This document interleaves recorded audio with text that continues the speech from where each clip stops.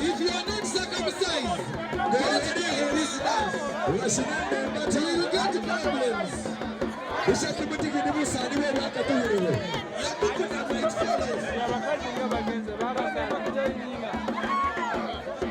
Shina shina shina.